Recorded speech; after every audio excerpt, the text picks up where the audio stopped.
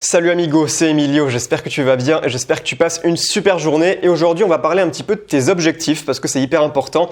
Si tu veux atteindre tes objectifs, de savoir comment faire parce que tu sais très bien que dans la vie il y a des gens qui ont plein de rêves, qui ont plein de bonnes intentions, ils ont plein de belles visions d'avenir mais ils ne font jamais rien. Il y a une énorme différence entre les gens qui passent à l'action et les gens qui font rien, qui restent dans la médiocrité, dans le plaisir facile. Mais toi je suppose que tu veux plutôt faire partie de la catégorie des gens qui se bougent les fesses pour avoir ce qu'ils veulent vraiment.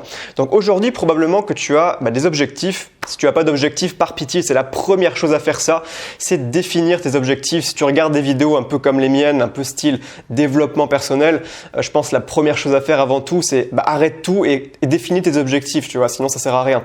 Mais je pense que voilà, aujourd'hui, probablement que la majorité des gens qui regarderont cette vidéo ont déjà des objectifs. Mais je voulais te parler un peu de comment faire pour garder cette sorte de motivation, ce feu sacré, tu sais, pour tout simplement continuer à avancer jour après jour, même dans les moments un petit peu difficiles. Parce que forcément, il y a des moments où tu rencontres ce qu'on appelle la traversée du désert. Et ça, c'est quoi la traversée du désert? C'est quand l'enthousiasme que tu pouvais avoir au début commence à retomber, c'est totalement naturel. Et puis, les difficultés commencent à pointer le bout de leur nez, les obstacles commencent à pointer le bout de leur nez. Et puis, tu commences aussi à stagner. Tu as ce phénomène de stagnation où tu as l'impression de pas avancer, mais c'est principalement là, c'est précisément à ce moment-là qu'il faut persévérer, parce que c'est là que tu vas faire toute la différence pendant la traversée du désert justement. Mais du coup, je voulais te parler un peu de ce qu'il y a derrière cette motivation. Qu'est-ce qui crée cette motivation finalement? Peut-être que tu es déjà au courant parce que je t'en ai déjà parlé plus d'une fois, je pense, c'est ton pourquoi. C'est quelle est la raison qui te donne envie d'atteindre cet objectif et de tous les jours te dépasser pour atteindre cet objectif. Mais en fait, ce dont je voulais précisément te parler aujourd'hui, c'est qu'est-ce qui fait un bon pourquoi et qu'est-ce qui fait un mauvais pourquoi. Parce que souvent, il y a des gens, ils ont des objectifs, ils veulent quelque chose dans leur vie, mais pas pour la bonne raison. C'est-à-dire que tu peux vouloir quelque chose qui soit l'objectif le plus noble du monde, le plus légitime du monde à vouloir atteindre, mais pour la mauvaise raison. Quelqu'un qui voudrait devenir ceinture noire de karaté, par exemple. Donc c'est un objectif tout à fait noble, c'est super de vouloir exceller comme ça dans les sports de combat, les arts martiaux. Simplement, imaginons que cette personne, elle le fasse seulement pour impressionner ses amis, ou alors pour avoir la classe, pour se la péter. C'est pas forcément une bonne raison parce que finalement, elle le fait seulement pour l'image que ça va lui donner et pas parce qu'elle aime vraiment ça en fait. Tu vois la différence, tu comprends un peu la nuance. Et il y a beaucoup de gens aujourd'hui qui se lancent dans de nouvelles activités, qui se lancent dans de nouveaux objectifs, pas forcément un sport comme un art martial, mais ça peut être n'importe quoi, mais qui le font pour la mauvaise raison, pour un peu leur ego ou alors pour, c'est exactement ça, c'est pour l'image que ça va donner d'eux. Et donc ça, c'est le premier piège dans lequel il faut éviter de tomber, je pense, c'est quand tu te lances dans quelque chose, c'est de te poser la question, est-ce que je le fais pour moi parce que j'ai envie de le faire ou alors est-ce que je le fais pour l'image que ça va me donner? Et en fait la réalité c'est que si tu le fais pour l'image que ça va te donner, il y a très peu de chances pour que tu arrives à ton objectif simplement parce que tu vas pas avoir la motivation de continuer dans les moments difficiles et tu vas pas réussir à faire face à ces moments de baisse de motivation, tu n'auras pas ce feu sacré comme j'aime bien dire. Donc ça c'est très important, c'est la première chose à se poser comme question. Un autre piège dans lequel je pense qu'il faut éviter de tomber, c'est le piège de faire les choses pour l'argent. Donc tu peux le faire pour l'ego, tu vois, on a vu que c'était une mauvaise idée, pour l'image que ça te renvoie, mais tu as aussi après pour l'argent. En fait, le truc, c'est que l'argent, c'est une bonne motivation à court terme. Par exemple, je sais pas, admettons, tu as un job qui soit de ramasser des bouteilles en plastique dans la rue. Si on te dit, t'es payé tant de l'heure et tu fais 8 heures par jour, tu vas pas forcément être extrêmement motivé. Tu vas ramasser les bouteilles pendant tes 8 heures, tu vas pas non plus tu vas pas non plus te dépêcher, tu vas pas non plus courir pour attraper le plus de bouteilles possible. Par contre, si on te dit, tu vas gagner 1 euro à chaque bouteille que tu trouves, là par contre, tu vas être beaucoup plus motivé à ramasser beaucoup de bouteilles. C'est normal. Mais malheureusement, quand ton objectif est un petit peu plus quelque chose à long terme ou alors quelque chose d'un petit peu plus intellectuel, pas forcément juste quelque chose de simple comme ramasser des bouteilles ou casser des cailloux, tu vois, ça va être beaucoup plus compliqué de te motiver uniquement par l'argent. Pour te donner un exemple, imaginons 2 étudiants en médecine qui se lancent dans, tu sais, la PACES, la première année de médecine, je ne sais plus exactement ce que ça veut dire, mais c'est très difficile. Tu vois, il y a beaucoup de personnes qui échouent, qui se lancent là-dedans et qui échouent. Mais prenons 2 personnes, disons qui ont des capacités intellectuelles égales, même si je pense que tout le monde a des capacités capacité à peu près égale, c'est juste plutôt une question de croyance, mais ça c'est un autre sujet. Mais prenons deux personnes. La première, elle va vouloir être médecin seulement pour l'argent, parce que ça paye bien effectivement d'être médecin. Elle va se dire voilà, je vais être médecin, ça va être un métier qui va me rapporter de l'argent, je vais pouvoir avoir un bon niveau de vie. Et tu vas avoir une autre personne qui, elle, aura un pourquoi qui est totalement différent. Elle va vouloir être médecin parce que son objectif dans la vie, ce qu'elle veut faire dans la vie, c'est de sauver des vies, c'est d'aider les gens, c'est d'apporter de la valeur en sauvant des vies. Mais probablement qu'une personne qui aura un pourquoi comme ça, elle aura beaucoup plus de facilité à se motiver, du coup pendant son cursus, pour travailler, pour bien réviser, faire des fiches, préparer les examens. Elle aura beaucoup plus ce feu sacré que la personne qui se dit ouais, moi je le fais que pour l'argent. Après, dans certains cas particuliers, dans certains cas spécifiques, l'argent ça peut être une motivation valable, mais c'est seulement des cas isolés.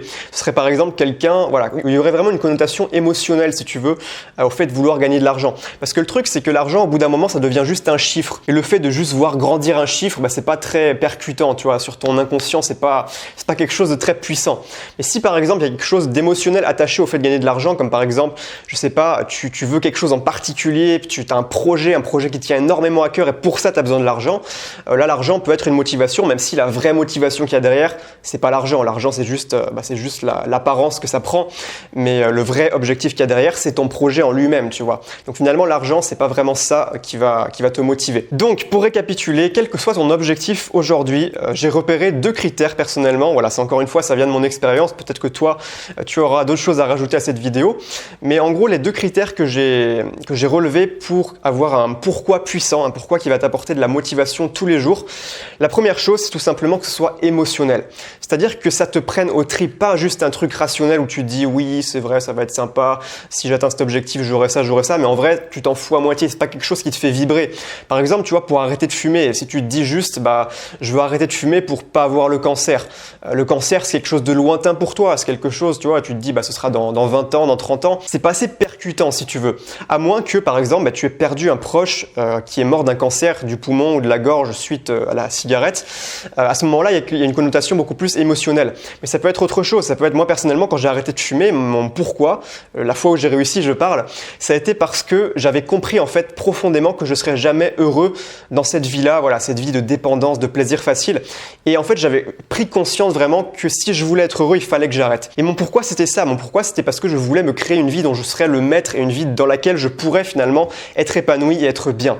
Donc ça, c'était mon pourquoi et c'était un pourquoi valable parce qu'il était émotionnel. Donc pose-toi la question pour toi, est-ce que pour ton objectif personnel, ton pourquoi est assez émotionnel, assez fort émotionnellement. Il te suffit d'y penser en fait. Et si tu te dis ouais juste ah ouais c'est cool, probablement que c'est pas assez puissant. Mais si quand tu y penses, d'un coup t'es rempli d'émotions positives, tu te dis waouh franchement c'est ça que je veux, ça c'est un truc qui me motive, c'est un truc qui me drive au quotidien. Si tu as ce genre de feeling, ça va être beaucoup plus facile pour toi et probablement que ton pourquoi est bon, tu es dans la bonne voie. Et enfin, deuxième critère qui selon moi je pense va te permettre de garder la motivation sur le long terme, c'est que ton pourquoi doit impliquer d'autres personnes. Ça ne doit pas être purement égoïste, c'est-à-dire que si tu penses qu'à ta gueule et si ton pourquoi c'est juste pour toi en fait, sans prendre en compte les autres, il y a beaucoup de personnes pour qui c'est comme ça. Malheureusement, ça va pas. À un moment, tu vas en atteindre les limites si tu veux. Tu vas très rapidement en atteindre les limites. Quelqu'un qui veut gagner de l'argent juste pour lui, quelqu'un disons, je sais pas, qui veut devenir millionnaire juste pour sa gueule parce que il veut s'acheter une grosse voiture, une grosse baraque. Probablement que c'est pas ça qui le rendra heureux et épanoui dans la vie, tu vois. Alors que si son argent, voilà, c'était plutôt par exemple pour rendre heureux ses proches ou quoi, peu importe. Mais si ça inclut plus de personnes, probablement que ce sera plus puissant. Alors ça, évidemment, c'est ce que j'ai pu constater personnellement.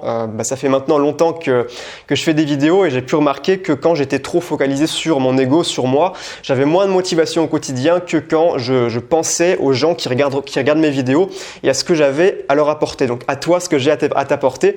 Et du coup, maintenant, je fais attention au maximum à plutôt me focaliser sur ça, sur la valeur que je peux apporter aux gens qui regardent mes vidéos et ça me motive beaucoup plus. Donc voilà, ça c'est selon moi le deuxième critère. Donc on a dans un premier temps le fait que ce soit émotionnel, très important, et aussi le fait que ce soit altruiste et pas seulement purement égoïste pour ta petite gueule.